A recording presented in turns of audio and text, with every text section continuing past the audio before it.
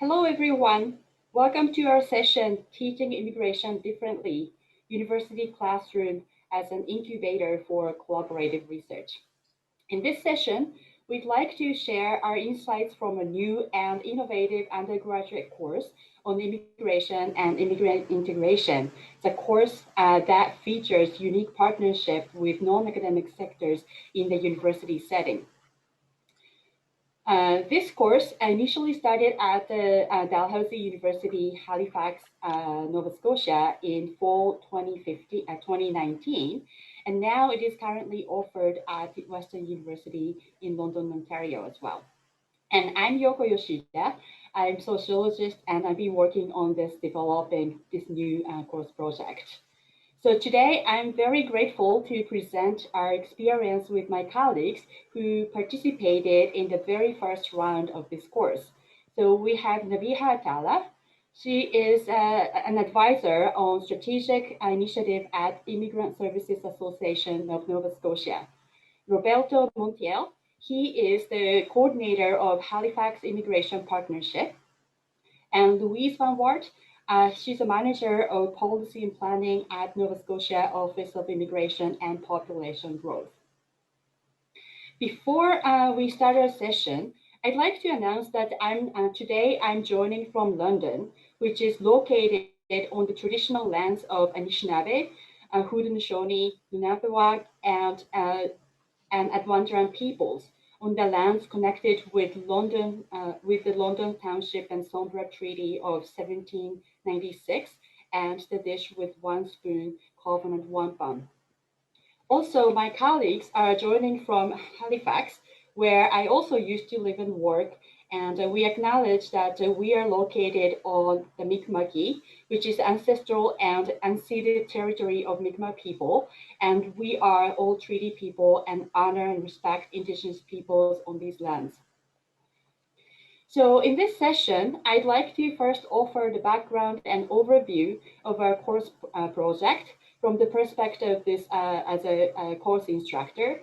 And then my colleagues of this course from SBO and government sector will present their perspectives and reflections. And in doing so, they will also feature some of our students' course projects as well. Now, one more thing before we start. Throughout this session, you are invited to ask questions. Do not wait until the end. You can use the chat box, and you can send us a question by writing into the chat box. Also, you can communicate through supporting some of those questions which are already presented. So on this note, I'd like to start talking about this course. So to start, let me first start with laying out increasing need for research collaboration that set the tone to develop this new type of course at the university classroom.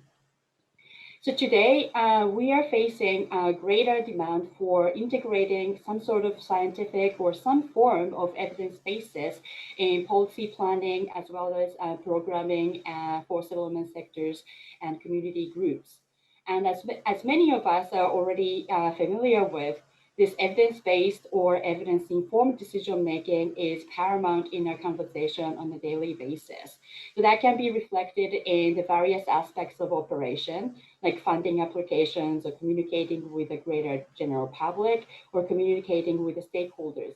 Referral to factual or some form of infographic or information-based materials can serve as a very effective tools.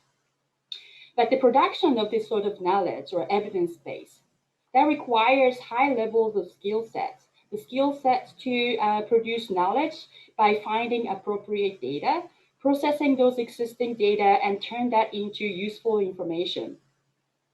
So that requires high levels of skill set, and so the skill set demands for those skill sets are growing.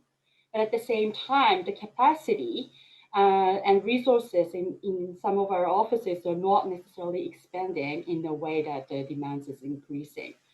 In Canada, we are very fortunate to have a long tradition of the collaboration among government sectors, NGOs, and academics. And P2P is one of the successful example of it. That being said, though, like we are increasingly feeling more pressure to produce relevant knowledge, as there are growing needs for research and research data that speaks to specific contexts and specific offices. And the production of such knowledge in academic setting is quite challenging, can be partially explained by the pressure from the peer review process, which has to go through pretty prolonging time. And then that leads to the delay of information. And then that kind of delay really doesn't cut the demand for our partners. And also where there are many opportunities for graduate level trainings in this day and age.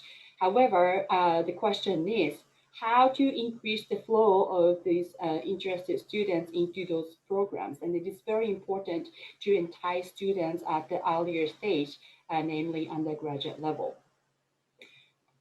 Now, meanwhile, university side, from the perspective of universities, there are increasingly strong push for experiential learning. So there's a strong drive to incorporate some elements of offering students with learning opportunities in a real life setting. So for instance, at Western University, experiential learning is situated on the spectrum of active learning, representing activities that involve a greatest level of engagement from students and emphasizing personal reflection throughout the learning experience. So in this spectrum of active learning, in-class experiential learning can take various forms, such as case-based learning, scholarly creation, lab or industry projects, while out-of-class experiential learning can also take various forms, including activities such as field experience, community-based learning, all the way to internship and exchange. This sort of activities or activity-based learning has been quite prevalent in some discipline, but in social sciences it was quite rare. So the traditional sociology courses, for example, tend to focus on issue-based courses or method-based courses pretty separately. So the course on migration, demography, or race and ethnicity, they are taught separately from the other methodological training courses. So definitely there's a room to grow and change. However, at the same time, we should be realistic about the expectation too. Working with undergraduate course comes with some sort of a constraint as well. For example, undergrad students don't necessarily have a substantive knowledge base or research background compared to their graduate students. And for many of them, this could be first time hearing about immigration trends and policies. And second, undergraduate students usually take 4 to 5 courses in a semester, and they also have to work and then they do extracurricular activities. So this means that the amount of work that we can demand outside of the classroom can be limiting. And further, they are much younger compared to graduate students and do not necessarily have experience working in the professional environment. So with these reasons, sending them into the offices and ask them to come up with a research agenda is not necessarily realistic. So with these cases in mind, we developed or designed a course that would take on some elements of these items. So the class-based learning by converting the classroom into a form of lab to engage creative research projects and produce knowledge relevant for the community. Also, it is designed so that students gain training for conducting applied research under strict supervision to solve real-life problems. So now, as a main concept of this new course, we situated this classroom as a we situated a classroom as an incubator for research collaboration. So where guest speakers are invited into the classroom at the earlier part of this course, and the students develop projects that would speak to their interest. So the guest speakers were requested to present information about the main mission of their offices and what they do and what is their organizations like. And also they're asked to talk about pressing issues that they face and then how they use the information from research, as well as the gaps in knowledge that they'd like to be filled. So actually, pretty amazing how students benefit from their talks. They get way more information from these talks than from traditional teaching materials, just like readings as well as just watching video. They just don't resonate the relevance of those information compared to the talks that we hear from experts. So they learn what they people do in governments, community offices, and service provider sectors. And we also learn how they use knowledge from research that we read on paper. So the guest speakers are a crucial integral part of this course. And based on these learnings, then students are tasked to develop research projects, which are to produce knowledge, which potentially useful for guest speakers' fields and interest. So let me next talk about how the flow of the coursework works. So this course is completes. This course is completes in 12 weeks. So each week we meet once a week for 3 hours. And this 3 hour class time is divided into two segments. First is seminar and the other is workshop. So in the seminar, we go through a couple of thematic readings and per week, and we discuss them. So generally, we cover the readings of the seminal works in the area of immigration and immigrant integration in Canada. And here, students gain basic conceptual and theoretical frameworks on the trends in these issues. And also, they are exposed to some seminal empirical research so that they can see how the research is being produced through academic writings. And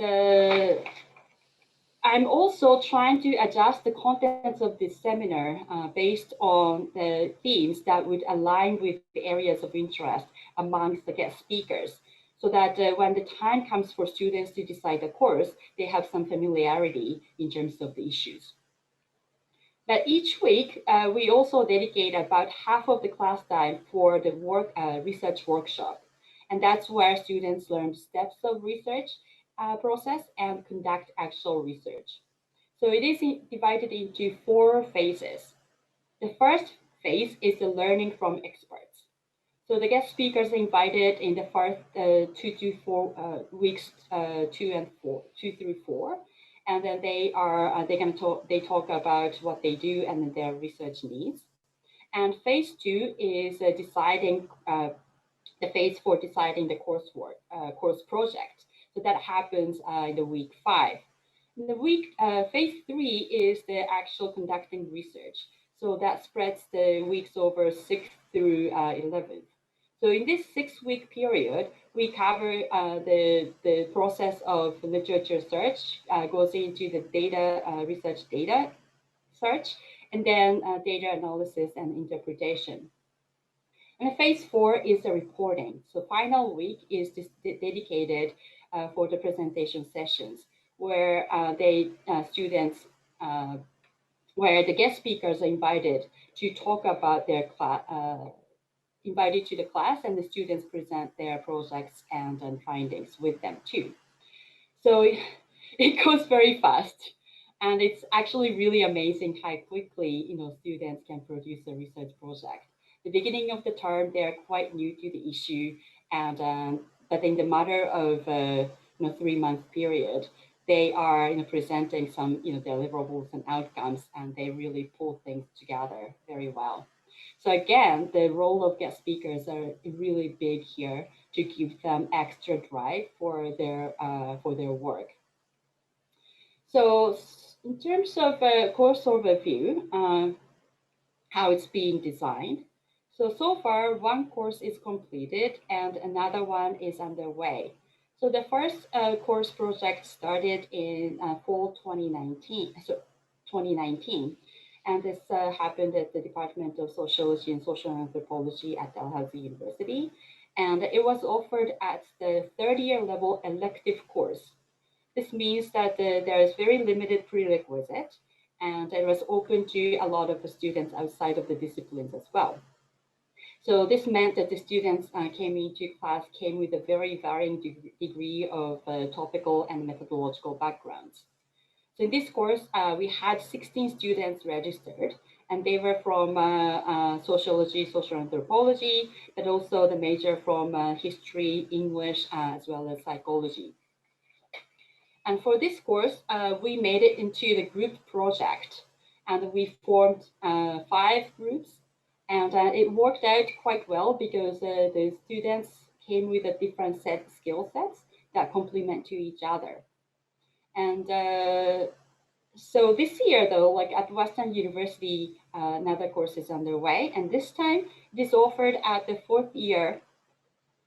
uh, fourth year undergraduate level, where the prerequisite is very strictly set as an honor specialization in the programs offered in the Department of Sociology. So this means that they have taken certain numbers of methods courses, and they have very strong skill sets to carry on their independent research project. So in terms of the guest speakers, I'm very fortunate to have support and support from colleagues from ISANS, as well as the Halifax Immigration Partnership, as well and Nova Scotia Office of the Immigration and Population Growth, and they are together. They joined this course since since the first time this course was offered. But this year, I managed to gain support from IRCC, and then invited the speakers from IRCC as well. So now here is a list of the projects which were taken in the first round of the course offering. So the first project here was titled as Anti-Racism, Anti-Discrimination Programs for Youth. And so they developed a specific primary research question as how can anti-racism and anti-discrimination programs bolster integration efforts. So these 5 students engaged on this project, and then as Nabiha will explain more detail later, this project was in a way corresponding to the research interest that was laid out when the Nabiha came and presented their missions in our class. The second project is titled Mapping Halifax Regional Municipality.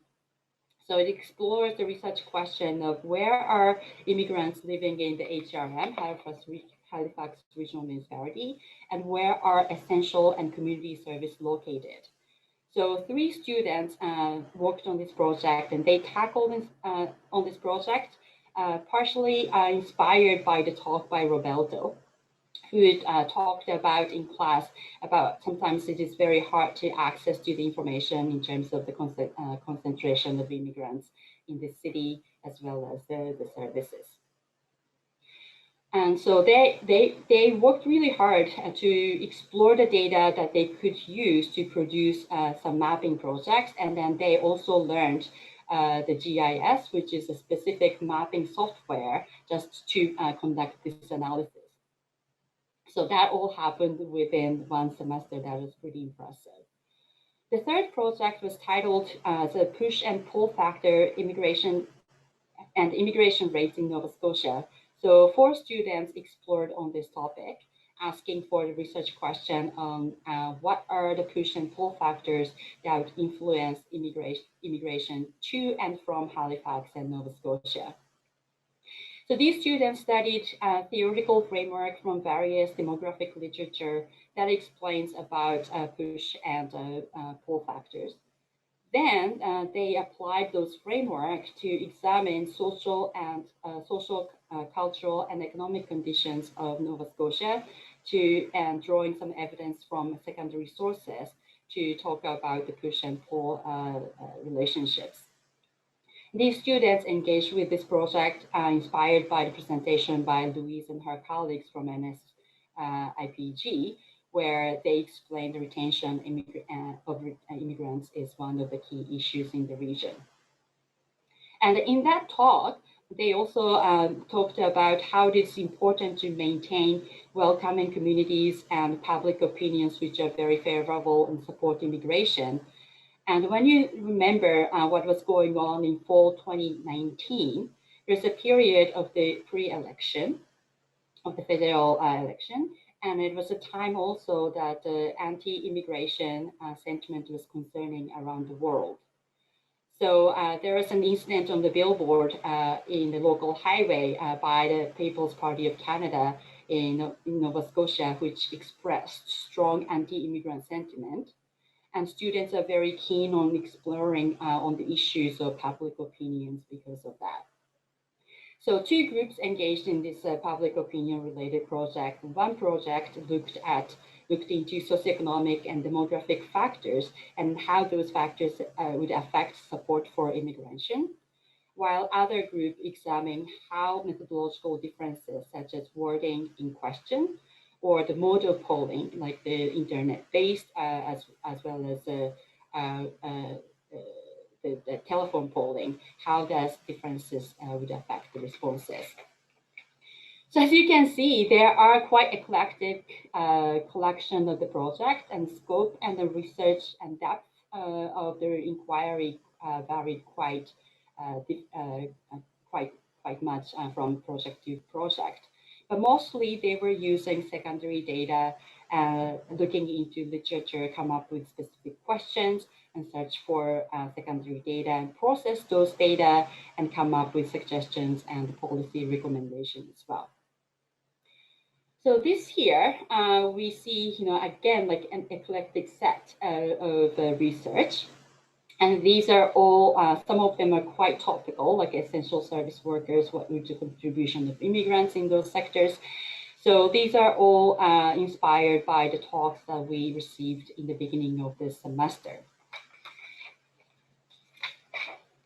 So how is it being perceived by the students?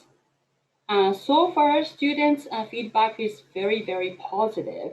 They found that this course was very innovative and timely. They felt the real connection between what they're learning and engaging in the classroom, and that speaks to the real world. And they were feeling very much challenged, but really appreciated the element of creative thinking and producing knowledge as a form of problem solving. And so they are pretty like highly motivated, and it's very impressive how they read the material and process the information in the materials, not as a kind of passive, engagement trying to figure out what the points of the authors, but rather they are trying to get what's important and speaks to their own projects. So seeing the way that the students engage with the literature was quite impressive. So these are the pretty much what's going on so far in this development of the new types of course. And so far, we've been encouraged with very positive comments from students. Now, I'd like to, offer the insights, and I'd like from the guest speakers who participated in this class. So now, like we will have the presentation by Nabiha Tala from ISANS, followed by Roberto Montiel from HIP, and then Louise Van Voort from NSIPG. On this note, so they're going to be talking about their reflection of the course from the first round of the experience. So, okay, Nabiha, please unmute yourself. Thank you, Yoko, and hello, everybody. I'm very glad to be part of this presentation and to tell you about our experiences as a service provider participating in this course. ISANS, yes, please switch the slide. ISANS is a large multi-service settlement organization. We've been working with immigrants for over 40 years. And what you see on this slide are the major areas of our programs and services. When I was approached by Yoko to participate in this course, I knew that the focus was about integration. So I spoke to my colleagues in the team highlighted here that focuses on connecting with the community. as a service organization, it's always a challenge for us to find enough capacity to engage in research. And the main reason for this is that our funding is project-based. And so every person who works at a settlement organization is part of a project budget tied to certain outputs. And it's hard to find extra time to do other sorts of work than direct service. So this was a very intriguing opportunity, and we were very glad to participate. If you could switch slide, please.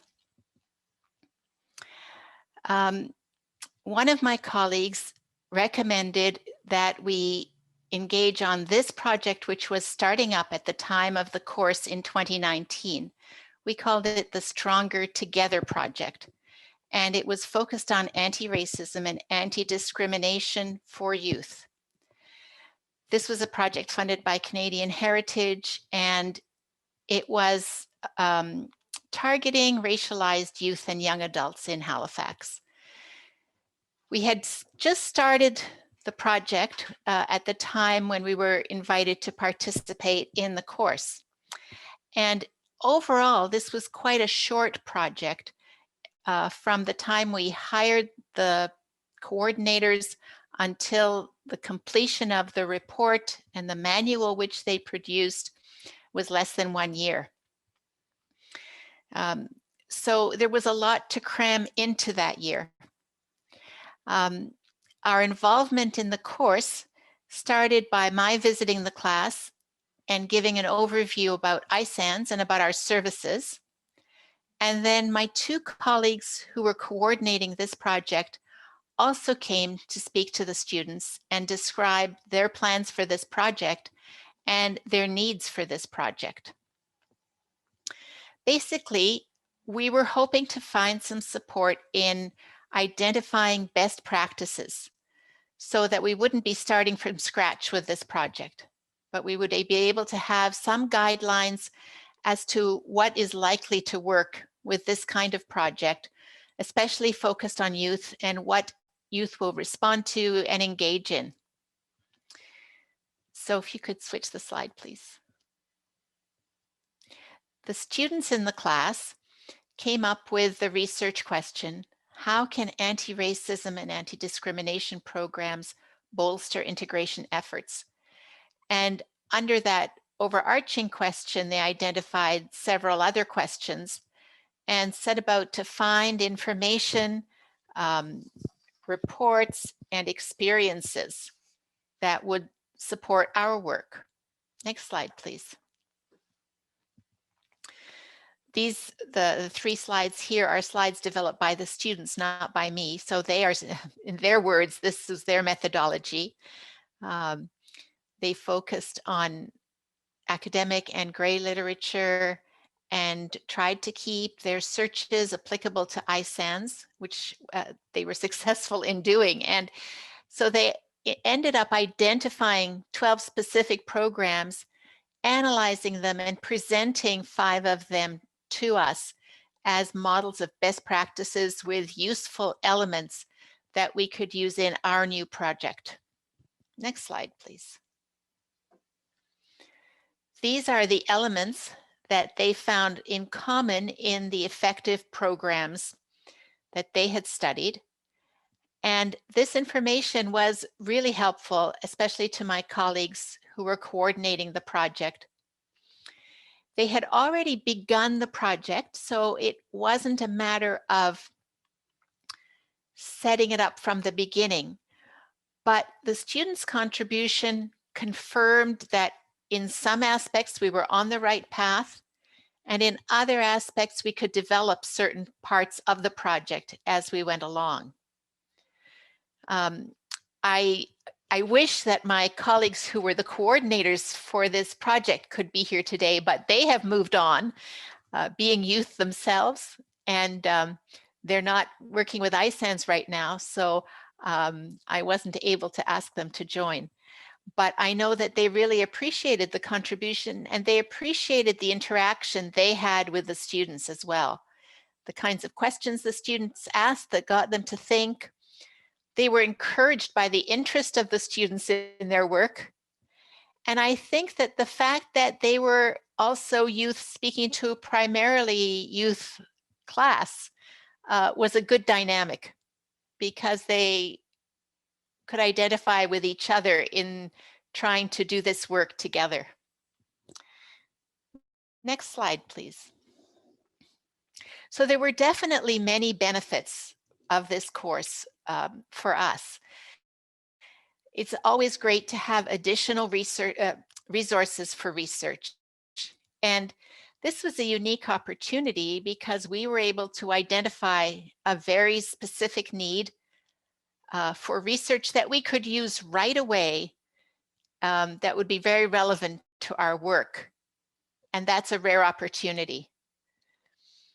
It also provided us with evidence to support our approaches for that project, but also for future work.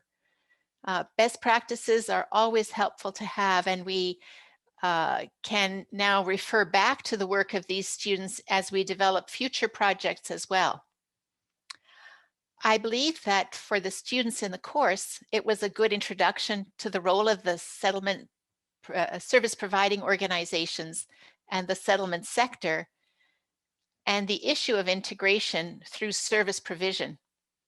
I know that I myself, when I was in university, had no idea about how not-for-profits work, the kinds of services they provide, and specifically the settlement sector, which has grown and is quite a significant player in Canada. So it gave them an opportunity to understand our work. I think, and I hope also, that it might have intrigued some of them to consider that as a future career path, because again, we often plan our futures based on what we've been exposed to, what we know about, and it's quite likely that these students had not been exposed to the work of settlement agencies before. I believe as well that, as Yoko mentioned, the fact that their research was used right away was motivating for them. It was not something that was going to be filed away, but it was going to make a difference in our work and in the lives of the youth who were part of the project immediately. And I believe that that's a very motivating circumstance to be in as a student. Next slide, please. There were some challenges, and the major one was timing. As I mentioned, we had already begun our project before we linked up with the course. So the input of the students did not go into the creation of the project from the very start. And we had two short-term events going on. The course, which was also not a very prolonged period, and our project. So to actually match up the timing exactly was tricky. But I think we were able to work with that and to benefit on both sides. Looking ahead, we're very glad to have had this experience, and we would love to be part of more similar courses. We're glad to be part of this course again this year. The project that the students are doing this year related to our work is less time sensitive for us. So that challenge is not in play, and that's really good. Also being called upon to identify appropriate research questions that can be addressed in a short time by a group of undergraduate students is a good experience for us. It's good for us to be aware of the issues that others can support us with, and to be prepared with a research agenda when opportunities come up. And again, hopefully, as students have this experience of interacting with service providers, they can understand our role, understand the ways in which they could contribute also in the future, whether they continue in academic careers or consider working in the service provider organizations. So I believe there were a lot of benefits on both sides. And that wraps up my presentation. Thank you. Thank you, Nabiha. It's very insightful. It's very humbling to receive such a positive feedback. Now we have presenter reflection by Roberto Montiel from HIPS. Thank you very much, Yoko, and thank you for inviting me to today. And hello, everybody. So yeah, my name is Roberto Montiel, and I coordinate the Halifax Immigration Partnership, which is the Halifax LIP, or the LIP that is in the local immigration partnership that is in Halifax. We have been in existence since 2013. And I will not get too much into details of what a LEAP is or what a LEAP does, but we're basically a place-based initiative working with numerous stakeholders to better understand immigrant integration and to achieve better outcomes on better immigrant integration outcomes. Now, uh, probably you would think that uh, as a place-based initiative, we would be able to work with and produce place-based data that would have very granular data about what is happening here. The reality is that we don't. And we go to the next slide.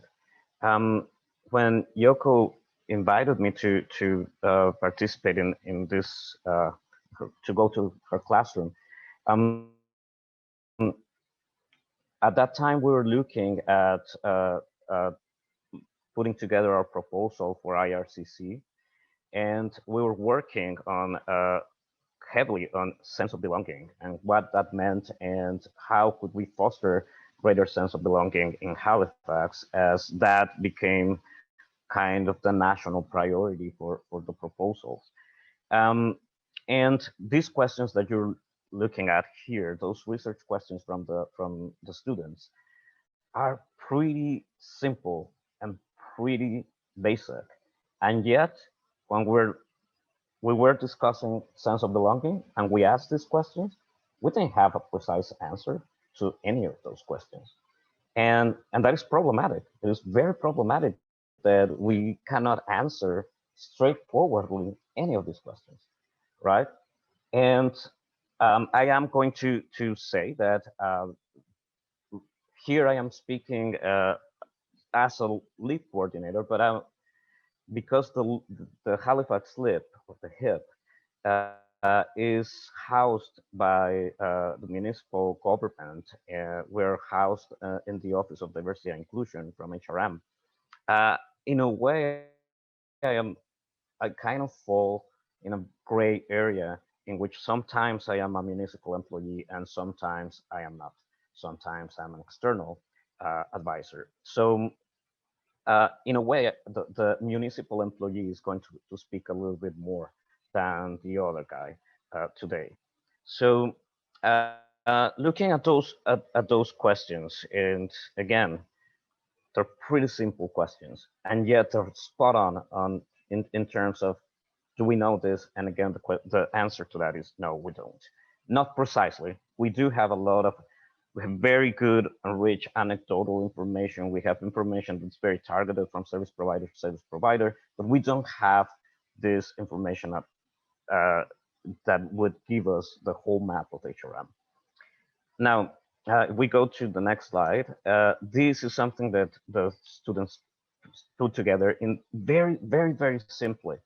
They look at services, and you can see in the column on the left what were the services they were looking at.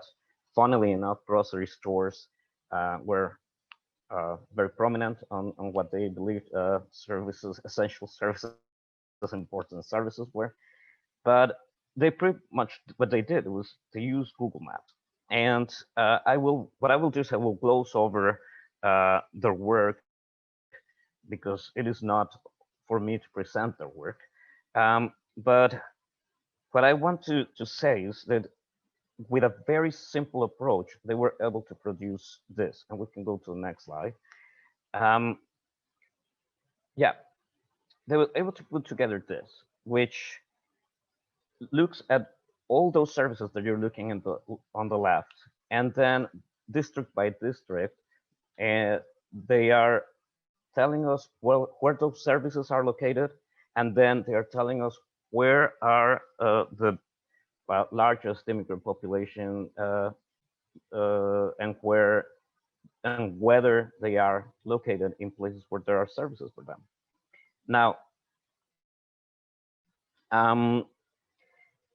the map you're seeing here comes with limitations, but I want to say that these students went far and beyond this.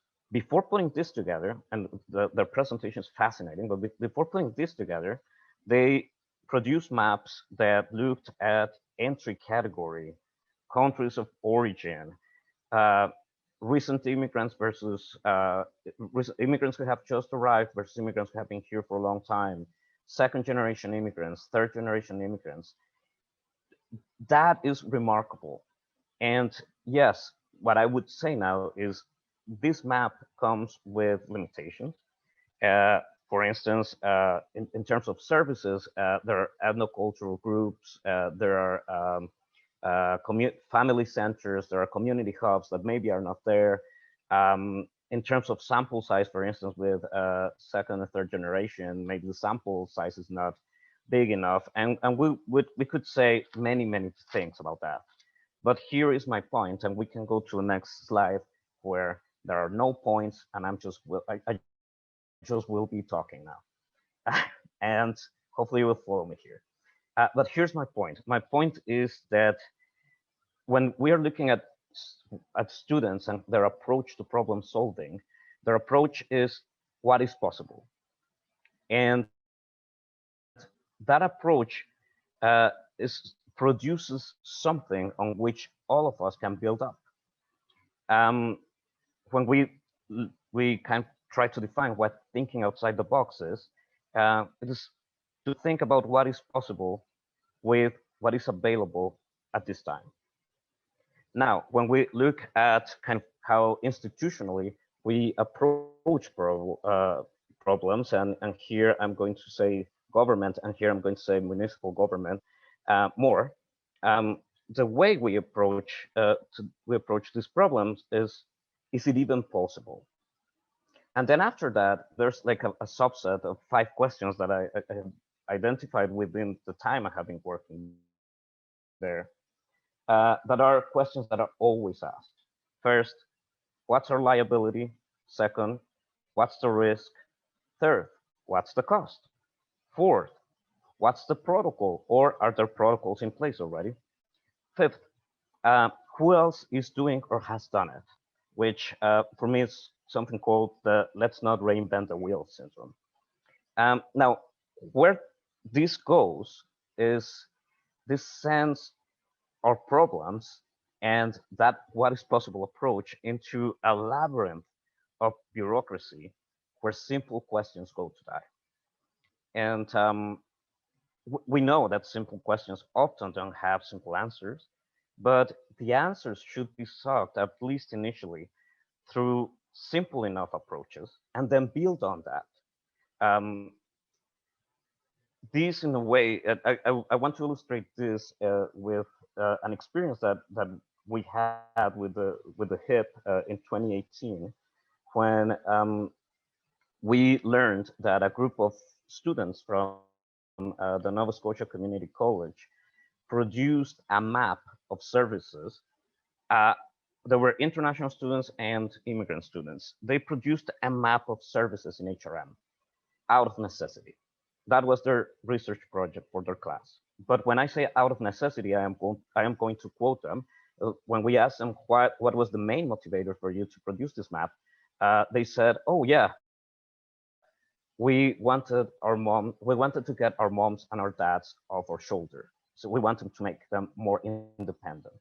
So they did this incredible map, and we wanted to get into a partnership with NSCC to have give this map a better platform, and also because again the information there could be refined and was kind of insufficient.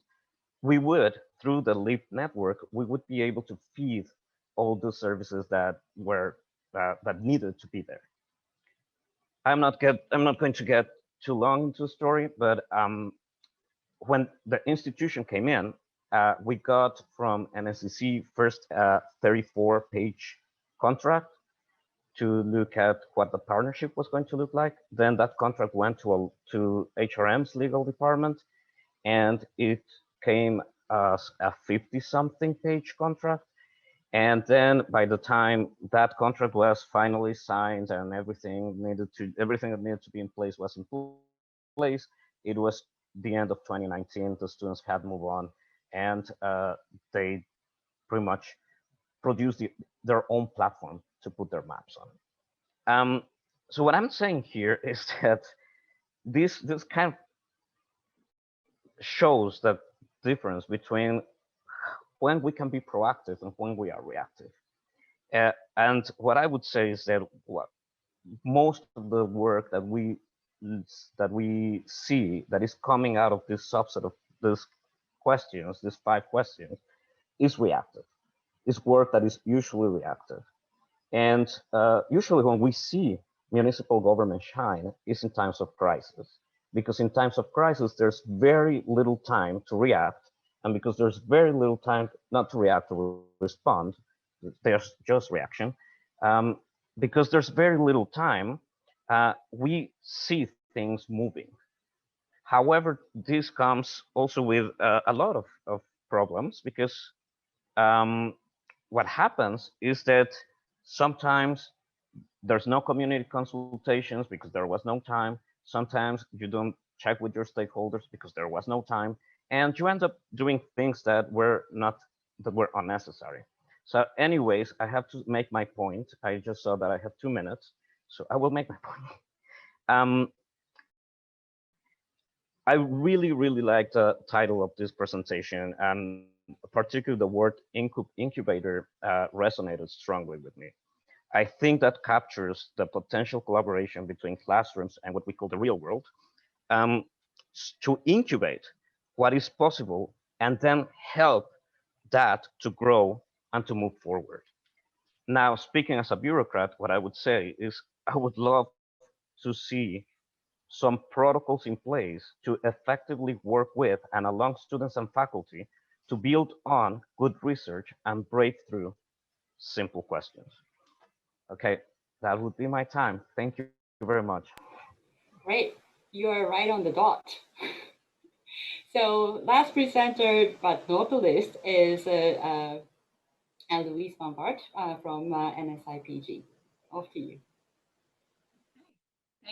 Thanks, Yoko, and thanks to my co-presenters. And so I'm Louise Van Wart, and I'm the Manager of Policy and Planning at the Nova Scotia Office of Immigration and Population Growth. And so I guess I just was just reflecting as I was listening to the other presenters. And I think our approach to the participation in the class perhaps a little bit different in the sense that, you know, we're the provincial government, and we have, you know, a very specific role in immigration. So we wanted to use this. We were thinking that this was a great opportunity for us to get, you know, to speak to students about what happens in government in relation to immigration, how that works, like what the provincial federal relationship is, what that looks like, and then what do we do in policy and research around supporting immigration. So so Yoko, could you go to the next slide? So I thought I'd just walk through a few of our slides that we presented in the classroom, just to sort of give you an idea of how we approach our participation in the class. So, you know, we started with, and we often do this, explaining immigration in Nova Scotia and what the fact that it's a federal provincial shared jurisdiction, that really the federal government holds the lion's share of the responsibility around immigration, and that provincial governments play a role in that they are able, and we are able, to nominate candidates and also endorse candidates through the Atlantic Immigration Pilot Program who support our labor market and economic needs. So next slide, Yoko. And this slide really shows sort of where we fit in the in immigration in the country. So, you know, 3 classes of immigration are family class, economic class, and humanitarian and protected persons. And so what the provincial immigration sits under the economic class. And in Nova Scotia, what this looks like is our Nova Scotia nominee program, which we now have 7 streams, and then the Atlantic Immigration Pilot, which has 3 streams. So this is where our office really focuses in relation to immigration. So next slide, please. So this is to illustrate what the work of our office. So it's interesting because we've just received an expanded mandate. We've been the Nova Scotia Office of Immigration for many years and now have had population growth added to our mandate. Now I don't have all the details of what that looks like, but what I know is what we currently do will continue, and we will be expanding on that. So our mandate is pretty focused. It's around promoting Nova Scotia as an attractive place to immigrate to. So that's around attraction and recruitment efforts, working with the federal government on federal provincial issues around setting our allocations for our nominee program and our Atlantic Immigration Pilot Program. Another key piece is around selection programs, and that's where we design our immigration streams so that we select candidates who will be successful in Nova Scotia. And this again is simply around the economic immigration, and and we work very closely with employers because these programs are driven by the labor market needs in the province and where immigration can fill those labor gaps. And then the other very important piece of the work that we do is around settlement, and it's integrating newcomers into communities and into the workplace. And we support a number of settlement service provider organizations across the province to deliver these programs that are really critical to immigrants. Not only having immigrants come here, but stay here and make lives here. So next slide, please. So this was this I pulled from our presentation as well, just to show how we really wanted to have a conversation with the students about, so what does immigration mean? Like, why is immigration important for the province? And just talk about it is a government priority for us in Nova Scotia, and really these are the reasons why. Immigration, we have demographic issues in our part of the world, and immigration is definitely a tool for population growth. Immigration is a tool for economic growth. Immigration is critical for addressing our labor needs, both in critical sectors like healthcare and transportation, which we've really seen during the pandemic, but also for strategic sectors, so where specialized skills are needed. Immigration is an important piece about increasing diversity in our province, supporting business development and innovation, and a retention of newcomers is an important component. So these pieces really tie into the research, the areas of research for the office. And this was something we wanted to spend some time with the students on. So going over what are the research areas that we focus on or would like to focus on in our office, and sort of see if there might be some alignment with our research areas and projects that the students might want to take on. So next slide, please, Yoko. So this, so our areas of research, which I realize now I don't have a slide on that, but so our key areas of research that for Nova Scotia are really on, so settlement and retention, immigrant outcomes, looking at the economic impact of immigration, labor market information is a really key piece, employers, and we also track public opinion. So this, and then this slide was a way for us to have a discussion with the students around sort of how we use our research.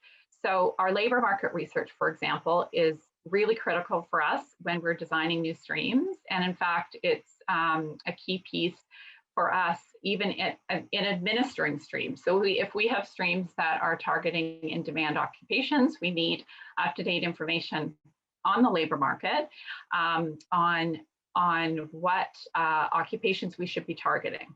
Employer engagement, we've done a fair amount of research into sort of perceptions of employers and barriers to employers around immigration. It is really important that we have a strong relationship and really strong engagement with employers in order for us to be using immigration to address our labor needs. International attraction is another area where we do research and want to do more research on what markets overseas are good markets for us to be targeting. Settlement programming, which is something I'm going to touch on in a minute. And there was alignment with one of the projects that the students took on around settlement programming that was interesting and aligned quite nicely with some research that we just completed on that. We use research for consultation and negotiations with the federal government and for broader public engagement. So next slide, please. Go. So this, yeah, so I guess I've touched on some of these, but yeah, from our perspective, we really felt that participating in this class was a great way for us to build on our collaborative efforts around research and around immigration. It allowed us to sort of have that conversation with the students about government, about what we do, about what the links are between research and programming. It helped us broaden our understanding of immigration research, in that it's always interesting to sort of get out of the office and talk to people about the areas that are important and that we're doing research in or would like to do research in, and just expand our outlook and understanding, and yes, and strengthened community collaboration. So if you go to the next slide, Yoko, this was one of the projects that the students in Yoko's class took on. So push-pull factors and immigration rates in Nova Scotia. And so their research question was around what are the push and pull factors that influence immigration to and from Halifax and Nova Scotia? And so their research showed push factors. So I guess the push factors are what drives people to leave their current location, and then the pull factors are what attract people to a certain destination. And so their research showed that environmental, social, and economic and political factors influence what pushes people, and then safety, opportunity, and stability and freedom are what pull people. So next slide, please, Yoko. And so this was it was interesting because this research really complemented in a lot of ways recent research this research was underway when we presented it to Yoko's class, but it has been recently completed. And maybe just to back up a little bit, so how we, when we were in the class, what we did is we brought the different research areas. We brought sort of research questions and some questions for the students for each research area that I mentioned that we're working on. And we asked the students to break off into groups and choose one of the research topics, and then have a discussion as a group, and then present back to the class about what the results of their discussion around, what would be the best approach for this research, what would be the sources of information, what would be a good methodology. So this was one of the topics, this topic around retention and immigrant retention in Nova Scotia. So thinking that kind of developed this research project. So anyway, just to get to the slide, so our research is this one on the right column, and that's immigration in Nova Scotia, who comes to Nova Scotia, who stays, and who leaves, and why.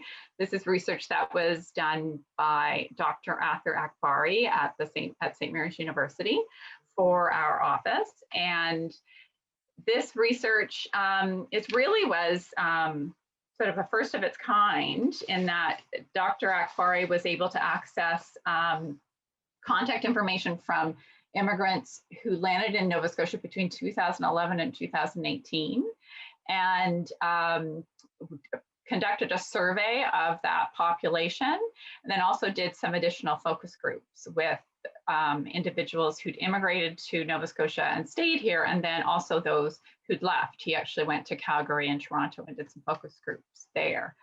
So all of that sort of fed into the results of his research, where he was looking at the factors that influence retention. And what his research found is that so economic factors are a really big factor for retention. The most common reason that immigrants leave Nova Scotia is for employment for themselves or their spouse, or for higher earnings.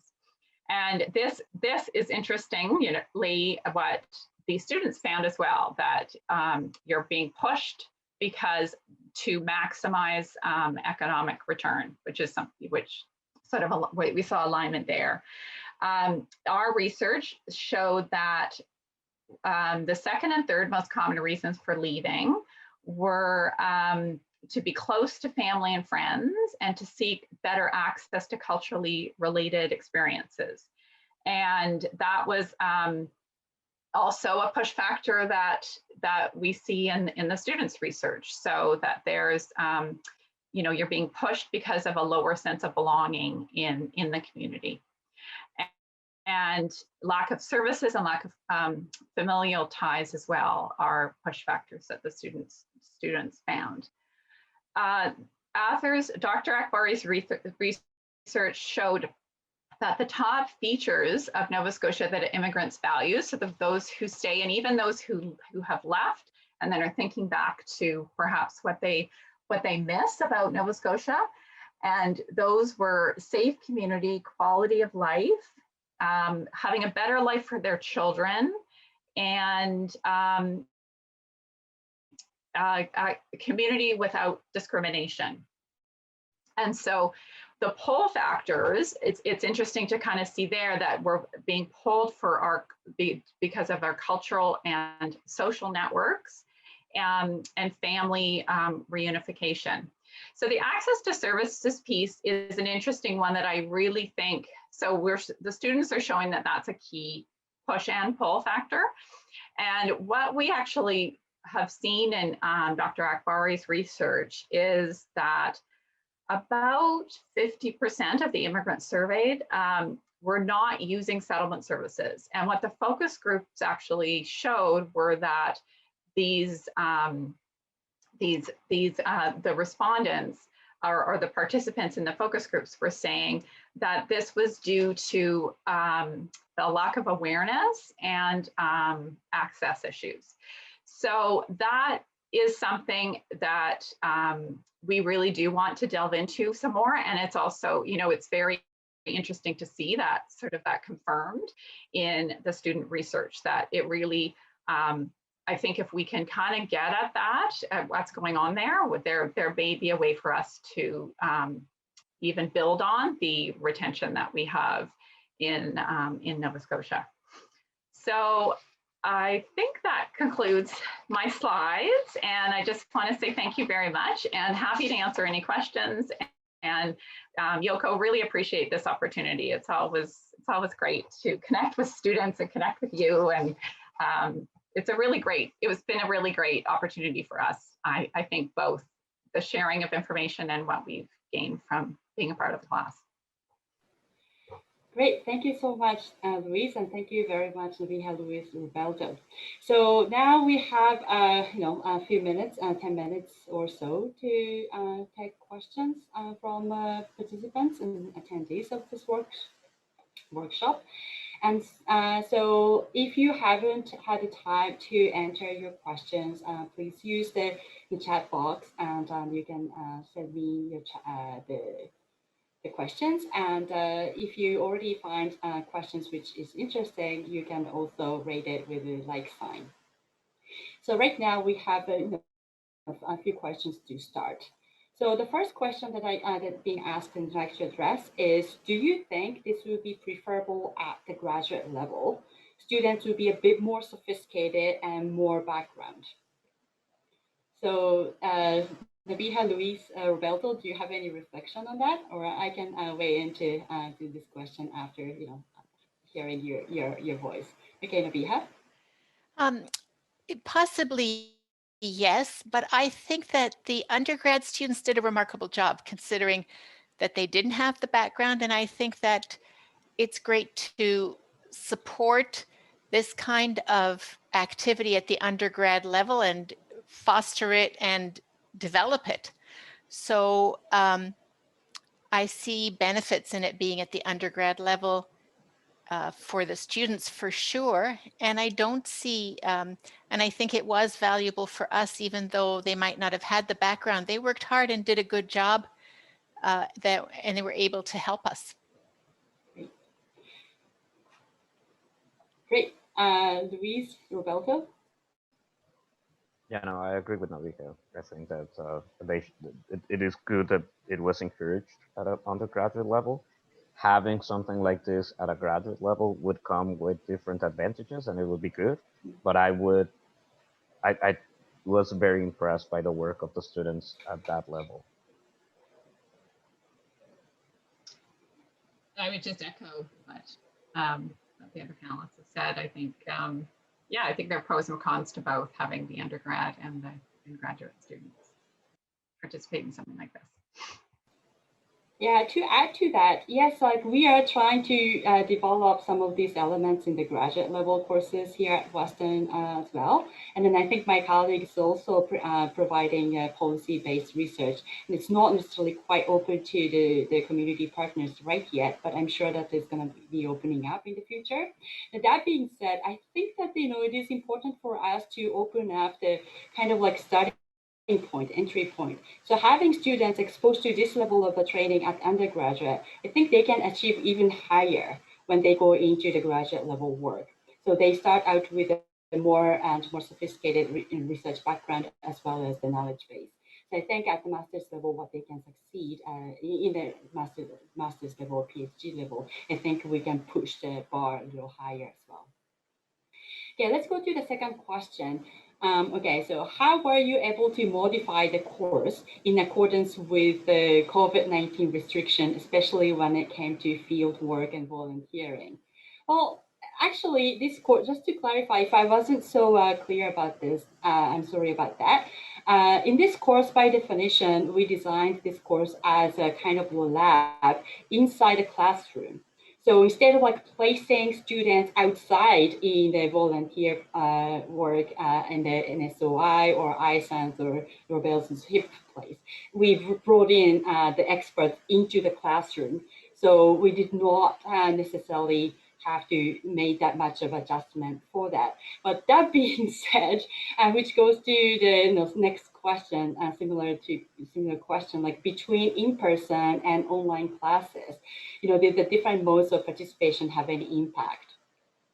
So in a way, like first year when Viha and Luis and Roberto came to the Dalhousie classrooms, we had an interaction with the students. And then this year, in a way, this COVID situation, in a way, forced us to learn how to navigate offline, so online. So like we got to experience like online mode of teaching. So I'm kind of curious to hear, is there any like issues or how your participation changed between in class in the first year and then the second year, like having online. Does anyone have would like to weigh in on that? I think that my experience was very positive this last time, but I have to say that it was a very small group. I think it was 6 students, so that helped a lot.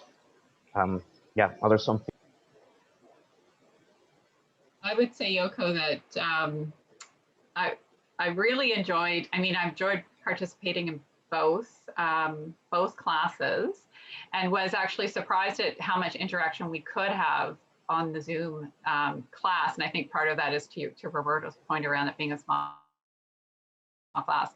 But I really did enjoy being in class with the students in 2019, and I really enjoyed I really thought it was it was really great learning for us to put to these students the research pieces that we were working on as an office, and then get their thoughts on it.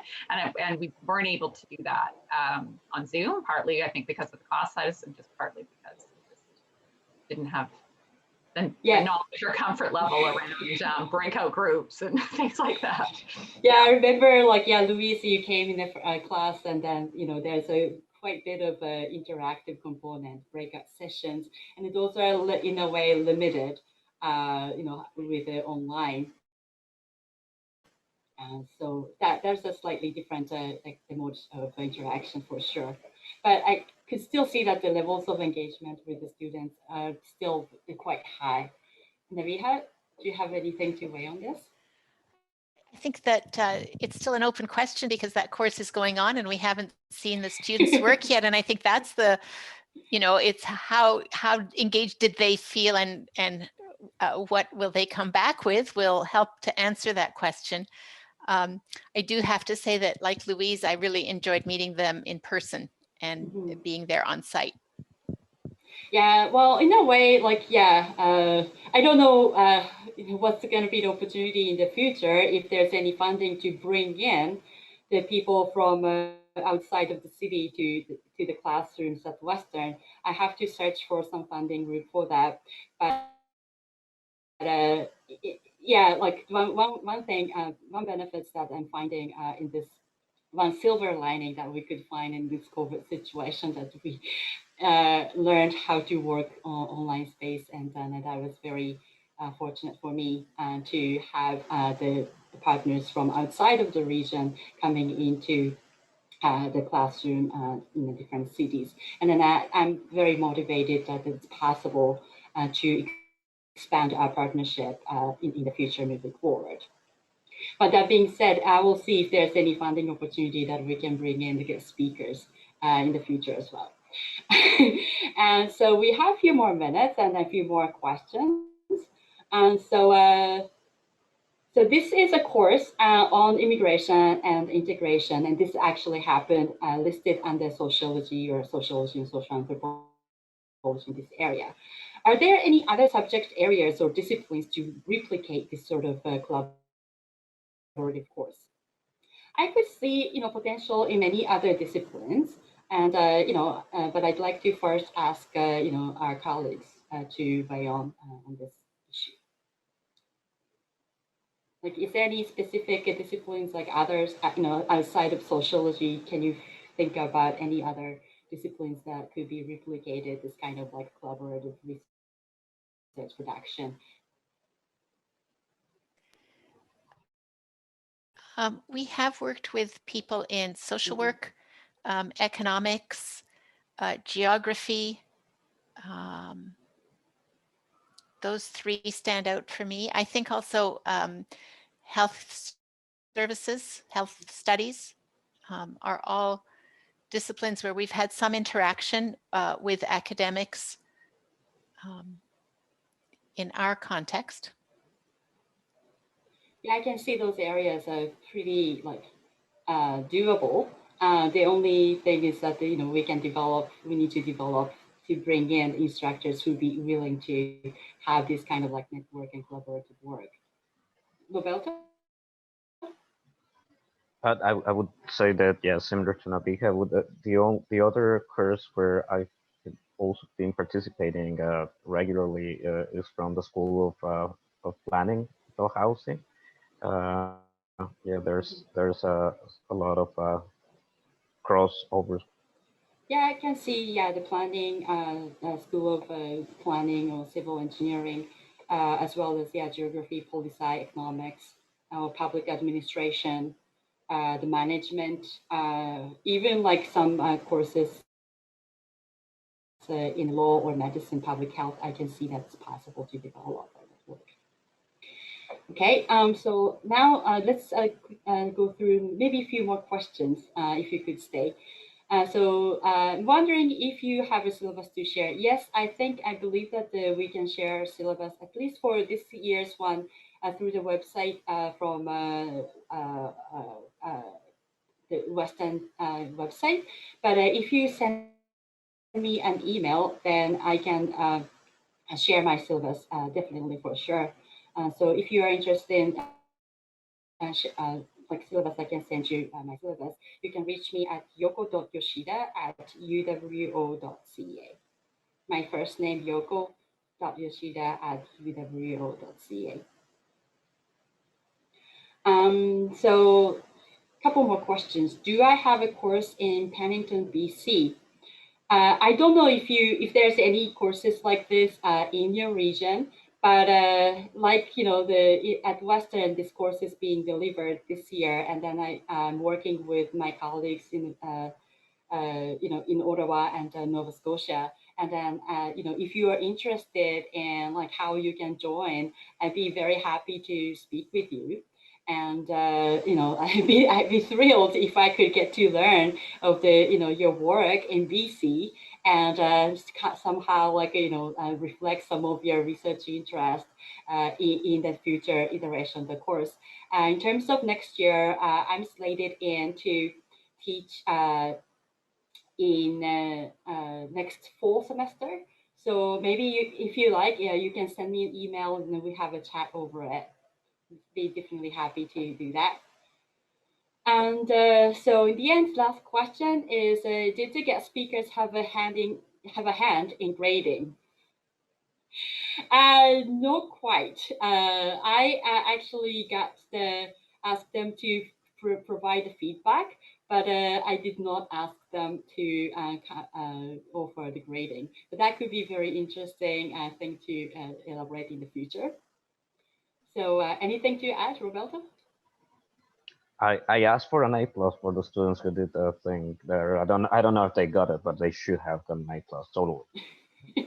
But you didn't give me the points and grades for that project, though.